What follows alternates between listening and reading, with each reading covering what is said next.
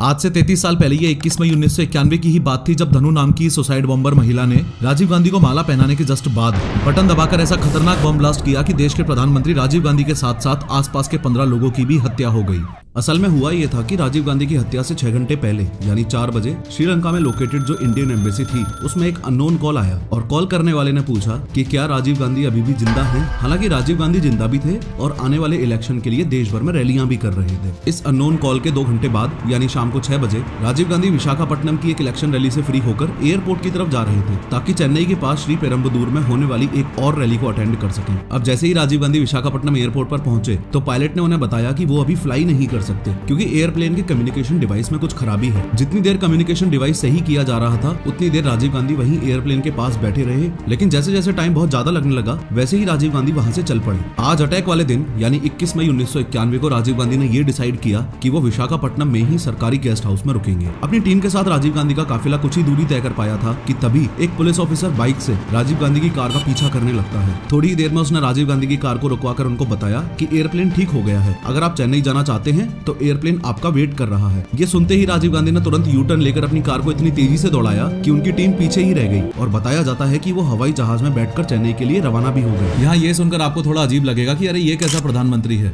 जो खुद ही गाड़ी भगा रहा है और वो भी इतनी तेज। तो जिन लोगों को नहीं पता उनको बता दूं कि राजीव गांधी ड्राइविंग और फ्लाइंग को लेकर काफी पैशनेट थे। सोर्सेस हैं कि वो अपनी गाड़ी खुद ही चलाते थे और इतनी ज्यादा स्पीड से भगाते थे कि कई बार उनकी सिक्योरिटी टीम तक पीछे रह जाती थी। कहीं जाते थे तो एयरप्लेन भी खुद ही उड़ा लिया करते थे। असल में राजीव गांधी एक ट्रेंड पायलट थे जिन्होंने साल 1970 में इंडियन एयरलाइंस में 5000 रुपए पर मंथ सैलरी पर जॉब भी की थी और वो मोस्टली दिल्ली जयपुर रूट पर फ्लाई किया करते थे। खैर शाम 8:20 पर राजीव गांधी चेन्नई एयरपोर्ट पर लैंड कर जाते हैं और कांग्रेस वर्कर्स वहां पर उनका बढ़िया वेलकम करते हैं। इन सभी वर्कर्स में से बस एक इस लेडी को याद रखना, इनका नाम मरागतम चंद्रशेखर था। ये कांग्रेस पार्टी से थी, ये फॉर्मर मेंबर ऑफ पार्लियामेंट थी और इस रैली में राजीव गांधी को इन्होंने ही होस्ट किया था। इसके बाद एम्बेसडर कार से राजीव गांधी मरागतम के साथ उनकी कॉन्स्टिट्यूएंसी श्री पेरम्बदूर में एक इलेक्शन रैली को एड्रेस करने के लिए निकल जाते हैं। अभी चेन्नई एयरपोर्ट से राजीव गांधी का काफिला निकला है जो कि यहाँ से लगभग 33 किलोमीटर दूर श्री पेरम्बदूर के इस ग्राउंड तक आना है। हाँ, वही इलेक्शन रैली ग्राउंड जिसमें राजीव गांधी की एक सुसाइड बॉम्बर के द्वारा हत्या होने वाली है। राजीव गांधी के इस ग्राउंड में पहुंचने से पहले चलो हम इस ग्राउंड के लेआउट को समझने के साथ ही ये भी देख लेते हैं कि राजीव गांधी कहां से होकर जाने वाले थे और क्या क्या करने वाले थे। ये वो पूरा ग्राउंड है जहाँ इलेक्शन रैली ऑर्गेनाइज्ड की गई है। इस ग्राउंड में यहाँ पर वो स्टेज है जहाँ से खड़े होकर राजीव गांधी लोगों को संबोधित करेंगे। स्टेज तक चलकर आने के लिए बीच में ये रेड कारपेट एरिया है। स्टेज के पास ही रेड कारपेट एरिया के इस तरफ ये लेडीज सेक्शन है और स्टेज से कुछ दूरी पर रेड कारपेट एरिया के अपोजिट डायरेक्शन में यहाँ पर ये वो सेक्शन है जहाँ राजीव गांधी के स्वागत के लिए लोग खड़े होने वाले हैं। इस स्टेज के बिल्कुल सामने 100 मीटर की दूरी पर ये राजीव गांधी की माँ यानी इंदिरा गांधी की ये बड़ी कार्डबोर्ड वाली मूर्ति है। ओवरऑल इस प्रोग्राम की प्लानिंग कुछ इस तरीके से की गई है कि जब राजीव गांधी यहाँ पहुंचेंगे तब सबसे पहले वो इंदिरा गांधी की मूर्ति को माला पहनाएंगे। उसके बाद इस बैम्बूज की बैरिकेडिंग के बीच मौजूद इस रेड कारपेट एरिया में उनका वेलकम किया जाएगा। आफ्टर दिस वो सीधा मंच पर जाकर भीड़ को एड्रेस करेंगे। याद है मैंने आपको एक लेडी मरागतम के बारे में बताया था जो राजीव गांधी को इस रैली में होस्ट कर रही हैं और उनके साथ उन्हीं की गाड़ी में इस रैली ग्राउंड की तरफ आ रही हैं। उन्हीं का एक असिस्टेंट था जिसका नाम था एजे डॉस और इस इलेक्शन रैली के पूरे अरेंजमेंट और प्लानिंग की जिम्मेदारी एजे डॉस की ही थी। अब डॉस की प्लानिंग के अकॉर्डिंग यहाँ रेड कारपेट एरिया के पास टोटल 21 लोग राजीव का वेलकम करेंगे, जिसमें से ये 3 लोग माला पहनाएंगे और ये 18 कांग्रेस कार्यकर्ता और पत्रकार राजीव से मिलेंगे। ये सब कुछ डिसाइडेड था, लेकिन लास्ट मोमेंट पर मरागतम की बेटी की रिक्वेस्ट पर इस औरत और इसकी बेटी को भी इस एरिया में रहकर एक्स पीएम राजीव गांधी से मिलने की परमिशन दे दी जाती है। यहाँ आपको बता दूं कि इस बच्चे का नाम कोकिला है जो कि आज राजीव गांधी को एक कविता सुनाएगी। इस बात पर भी ध्यान दो कि उस दिन चेन्नई में राजीव गांधी के लिए सिक्योरिटी अरेंजमेंट्स काफी अच्छे थे क्योंकि ऐसा माना जा रहा था कि एक्स पीएम उस ड्यूरेशन में कई टेररिस्ट ग्रुप्स के टारगेट पर ऑलरेडी थे। अब एक बार यहाँ के सिक्योरिटी अरेंजमेंट्स भी देख लेते हैं। इस पूरे एरिया की सिक्योरिटी के लिए आईपीएस ऑफिसर आर.के. राघवन के नेतृत्व में यहाँ पर 300 पुलिस वाले तैनात हैं। रेड कारपेट एरिया में राजीव गांधी से मिलने वाले इन 23 लोगों पर नजर रखने और इनकी मेटल डिटेक्टर से थॉरोली चेकिंग करने की रिस्पॉन्सिबिलिटी इन सब इंस्पेक्टर्स और कांस्टेबल्स की है। इस सब इंस्पेक्टर को तलाशी के बाद डिसाइड करना था कि ये लोग राजीव गांधी के वेलकम के लिए इस रेड कारपेट एरिया में खड़े हो सकते हैं या नहीं। अभी रात के 9:30 बज रहे हैं। राजीव गांधी को देखने के लिए यहाँ भारी भीड़ जमा हो चुकी है और सभी उनका बेसब्री से इंतजार कर रहे हैं। लेकिन दिक्कत वाली बात यह है कि आज इस भीड़ में 5 लोग ऐसे भी हैं जो नहीं होने चाहिए थे, जिनका सिर्फ एक मकसद है, कैसे भी करके राजीव गांधी की हत्या करना। इन पांचों में से 3 लेडीज हैं और 2 जेंट्स हैं। दोनों जेंट्स यानी कि ये शिवराजन और हरिबाबू पत्रकारों के भेष में इस वेलकम सेक्शन एरिया में खड़े हुए हैं। तीनों की तीनों लेडीज यानी नलिनी, धनु और सुभा यहाँ वेलकम सेक्शन एरिया के साइड में खड़ी हुई हैं। इन तीनों में से नलिनी तो इस साजिश में सिर्फ एक हेल्पर है। दिक्कत वाली बात थी इन दोनों की। ये दोनों धनु और सुभा सुसाइड बॉम्बर्स हैं। इन्होंने अपने कपड़ों के नीचे बॉम्ब जैकेट पहनी हुई है जो इन बटन्स की मदद से ब्लास्ट होने वाली है। अब धनु और सुभा को किसी भी तरह इस रेड कारपेट एरिया में खड़े हुए लोगों में शामिल होना था, क्योंकि ये 23 लोग ही हैं जो राजीव गांधी के बिल्कुल पास जा सकेंगे।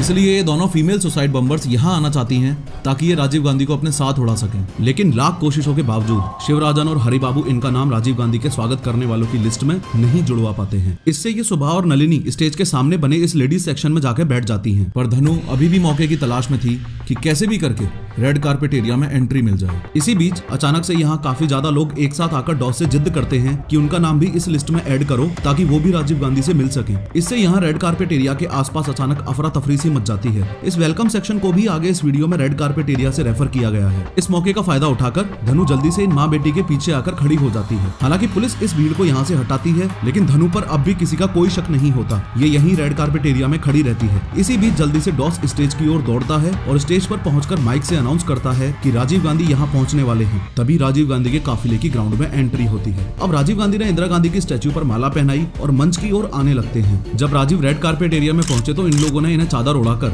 इनका स्वागत किया। मरागथम ने राजीव से पार्टी के अन्य कार्यकर्ताओं को भी मिलवाया। अब आदमियों से मुलाकात के बाद राजीव इन 3 लेडीज से मिलने के लिए आगे बढ़े। इनमें से इस बच्ची यानी कोकिला ने राजीव गांधी को कविता सुनाई। तभी यहाँ लोगों की भारी भीड़ पुलिस के सुरक्षा घेरे को तोड़कर राजीव गांधी से मिलने आ जाती है। इससे राजीव गांधी को एक सिक्योरिटी ऑफिसर यहाँ से जल्दी निकालने की कोशिश करता है, लेकिन राजीव गांधी ने तमिल लोगों को देखकर उनके बीच रहने का और उनसे मिलने का ही फैसला किया। इस धक्का मुक्की में सुसाइड बॉम्बर धनु काफी पीछे चली जाती है। अब धनु एग्रेसिवली राजीव गांधी तक पहुंचने की कोशिश करती है, लेकिन तभी सब इंस्पेक्टर अनुसुईया धनु का हाथ पकड़कर उसे आगे बढ़ने से रोक लेती है। अब राजीव गांधी ये देखकर सब इंस्पेक्टर अनुसुईया को इशारा करते हैं कि धनु को आने दो। अगले ही पल राजीव गांधी की मौत यानी कि धनु उनके सामने खड़ी थी। अब धनु राजीव गांधी को चंदन की माला पहनाती है और उनके पैर छूने के लिए झुकती है। नीचे झुकते वक्त धनु अपने बॉम्ब जैकेट के सबसे पहले तो पीछे वाले बटन को दबाती है और फिर आगे वाले बटन को दबाती है और तभी एक जोरदार धमाका होता है जिससे यहाँ की धरती ही हिल जाती है। इस विस्फोट के बाद चारों ओर आग और धुआं फैल जाता है। इससे ग्राउंड में हाहाकार और भगदड़ मच जाती है और कुछ देर बाद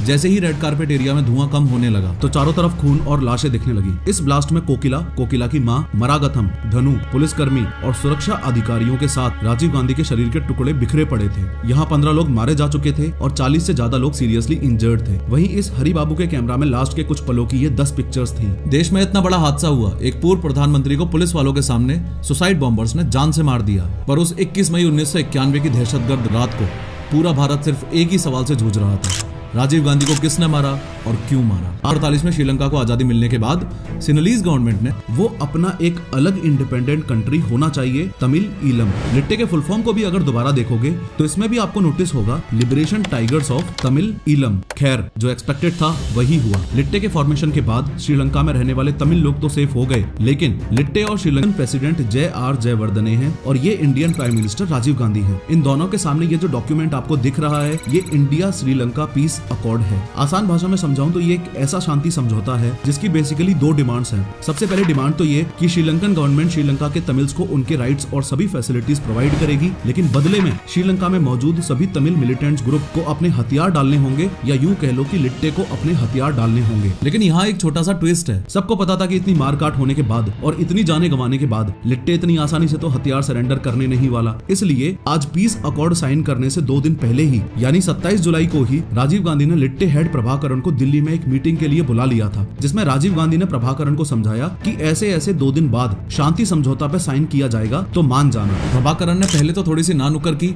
लेकिन उसके बाद वो समझौते के लिए मान जाता है। अब आज यानी 29 जुलाई 1987 को इधर श्रीलंका के कोलंबो में समझौते पर साइन हो गए हैं। लेकिन यहाँ आपको एक बात बता दूं कि कोलंबो में पिछले कुछ दिनों से ब्रूटल राइट्स हो रहे हैं, लेकिन ये राइट्स आज इतने ज्यादा वायलेंट हो गए हैं कि दंगाइयों ने श्रीलंका के प्रेसिडेंट JR जयवर्धने के घर का एक पार्ट जला गिरा दिया। अब इस राइट को रोकने के लिए प्रेसिडेंट जयवर्धन ने राजीव गांधी से कहा कि वो श्रीलंकन फोर्सेस को श्रीलंका के इन तमिल एरियाज में से यहाँ कोलंबो वापस बुलाना चाहते हैं और साथ में इंडियन पीएम राजीव गांधी से इंडियन फोर्सेस का सपोर्ट मांगते हैं। अब आर्मी सपोर्ट के लिए पीएम राजीव गांधी तैयार हो जाते हैं और मात्र 6 घंटे में इंडियन पीस कीपिंग फोर्स यानी कि IPKF इंडिया से श्रीलंका आ जाती है। ये बात सुनने में आपको थोड़ी सी अजीब लगेगी, लेकिन एक्सपर्ट्स मानते हैं कि राजीव हमारा था ही नहीं। बात साल 1991 की है, सब कुछ सही चल रहा था और लिट्टे की सबसे बड़ी दुश्मन यानी इंडियन पीस कीपिंग फोर्स यानी IPKF वापस भारत आ चुकी थी। तभी एक दिन एक प्रेस कॉन्फ्रेंस में राजीव गांधी ने एक ऐसी बात बोल दी जो आगे चलकर उनकी मौत का कारण बनी। राजीव गांधी प्रेस कॉन्फ्रेंस में बोलते हैं कि राजीव गांधी की सरकार अगर वापस पावर में आती है तो वो IPKF को फिर से श्रीलंका भेजेंगे। अब जैसे ही प्रभाकरण ने रेडियो पर यह बात सुनी, उसका खून खोलने लगा। ये आज का ही दिन था जब प्रभाकरण ने यह ठान लिया कि इससे पहले कि राजीव गांधी इलेक्शन जीत के दोबारा पावर में आए, उनका असैसिनेशन करना ही पड़ेगा। फॉलोइंग दिस प्रभाकरण ने लिट्टे के इंटेलिजेंस विंग के साथ मिलकर ये प्लान बनाया। इस प्लान को एग्जीक्यूट करने के लिए लिट्टे के 9 मेंबर्स जिसमें शिवराजन, सुसाइड बॉम्बर धनु, सुभा और बॉम्ब एक्सपर्ट मुरुगन भी शामिल थे। इन सबको मई 1991 में एक शिप के थ्रू श्रीलंका से भारत के तमिलनाडु में भेजा जाता है। आगे ये सभी चेन्नई में इस भाग्यनाथ के घर आते हैं। यहाँ आपको बता दूं कि भाग्यनाथ अपनी माँ पद्मा और अपनी बहन नलिनी के साथ रहता है और अपनी प्रिंटिंग प्रेस में लिट्टे के पोस्टर्स और बुक्स प्रिंट करता है। इस पूरे असैसिनेशन का मास्टरमाइंड ये बंदा था शिवराजन। शिवराजन ने राजीव गांधी की हत्या के लिए कई प्लान्स बनाए थे। एक प्लान था नारियल बॉम्ब फेंककर अटैक करना, दूसरा था स्नाइपर अटैक करना और तीसरा प्लान जो फाइनलाइज किया गया वो था सुसाइड बॉम्बर से अटैक में उड़वाना। सुसाइड बॉम्बर्स के लिए इन 3 कैंडिडेट्स को चुना गया था, सुभा, धनु और सोनिया। बॉम्ब जैकेट नलिनी के हस्बैंड मुरुगन ने बनाई थी। मास्टरमाइंड शिवराजन ने सोनिया को दिल्ली भेज दिया क्योंकि राजीव गांधी दिल्ली रहते थे, तो सोनिया वहां पर राजीव गांधी को मारने के सब अरेंजमेंट्स के लिए गई थी। लेकिन दिल्ली में राजीव गांधी को मारना लास्ट ऑप्शन था क्योंकि इस प्लानिंग के दौरान इन सभी लिट्टे मिलिटेंट्स को राजीव गांधी की श्री पेरुम्बदूर रैली के बारे में पता चल गया था। तो अब शिवराजन इन 2 सुसाइड बॉम्बर्स धनु और सुभा को यहीं चेन्नई में ही रोक लेते, लेकिन इन फीमेल सुसाइड बॉम्बर्स को पकड़े जाने का डर होता है, इसलिए ये तीनों इधर इस सेक्शन में जनता के साथ आकर खड़ी हो जाती हैं। लेकिन नलिनी और सुभा जल्द ही उम्मीद छोड़ देती हैं और ये दोनों ग्राउंड में इधर इस फीमेल सेक्शन में आके बैठ जाती हैं। पर धनु अब भी यहीं इस रेड कारपेट एरिया के पास ही वेट करती रहती है। अब धीरे धीरे इस पूरे ग्राउंड में भीड़ बढ़ने लगती है। यहाँ इस भीड़ में खड़े लोगों को जैसे ही पता चलता है कि रेड कारपेट एरिया में खड़े हुए लोग राजीव गांधी से पर्सनली मिलकर उनका वेलकम करेंगे, तो इस भीड़ से काफी लोग एजे डॉस से मिलते हैं और राजीव से पर्सनली मिलने की इच्छा जाहिर करते हैं। यहाँ आपको बता दूं कि अब तक इस रेड कारपेट एरिया में ये 21 मेल और ये 2 फीमेल्स हैं जो राजीव से पर्सनली मिलेंगे। लेकिन अचानक से यहाँ काफी ज्यादा भीड़ बढ़ने से इस सेक्शन में खड़ी धनु भीड़ का फायदा उठाकर रेड कारपेट एरिया में इन 2 फीमेल के पीछे आके खड़ी हो जाती है। अब पुलिस भीड़ को कंट्रोल करती है और इन एक्स्ट्रा लोगों को यहाँ से निकालती है। इतने में राजीव गांधी यहाँ पहुँचते हैं और धनु उनको माला पहनाकर राजीव के पैर छूने के बहाने नीचे झुकती है और अपने लेफ्ट साइड में लगे इस बटन को प्रेस करती है। इससे यहाँ एक पल के लिए बारूद जलने जैसी आवाज आती है और अगले ही पल यहाँ कोहराम मच जाता है। इस ब्लास्ट में ये हरि बाबू भी मारा जाता है।